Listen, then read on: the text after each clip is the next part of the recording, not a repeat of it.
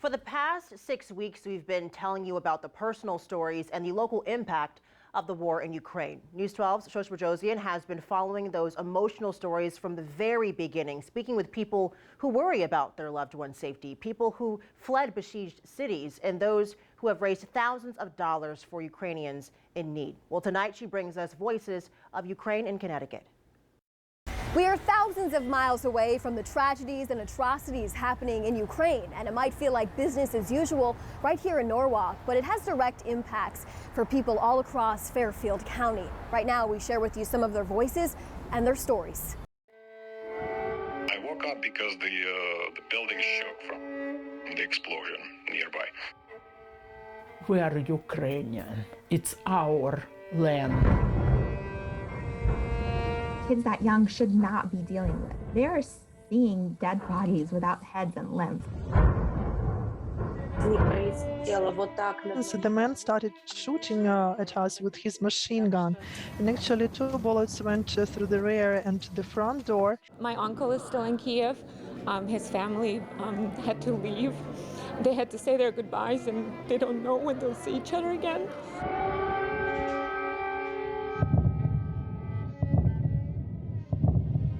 When I was there, it was so scary and dangerous, as we heard a lot of planes and explosions and the missile shots.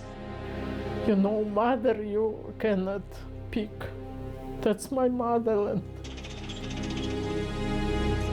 When people ask, how do you feel? Is your family safe? And yes, our family's safe right now, but are they going to be safe tomorrow? I would never believe that me and my child, my child will be a war child. I think that, part of our responsibility as human beings is to not remain silent.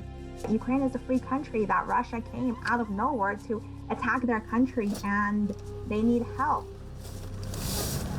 Ukrainian army is plenty capable of handling Russians.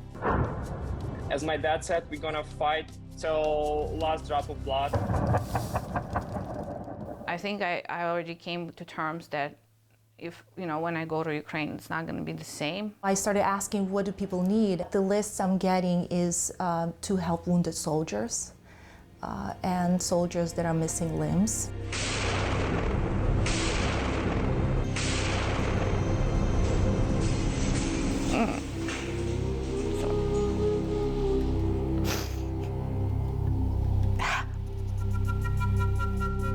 But I still have hope in my heart that they are fine and alive. Next thing we know, she got her visa, and a few days later, she came. I promised my great aunt that wherever she would cross over and however she would get off that bus, that I would be the first to meet her and to greet her. I'm saying your great aunt, she's a strong woman, and she is fierce, she is strong, she is 74 years old. Hey Shosh, so I've made it abroad. My flight was great, and I am reunited with my great aunt. For so many people, they're looking for ways to help. We have a link on our website at news12.com for places you can help and donate. We're in Norwalk. I'm Shosh Bedrosian, News 12 Connecticut.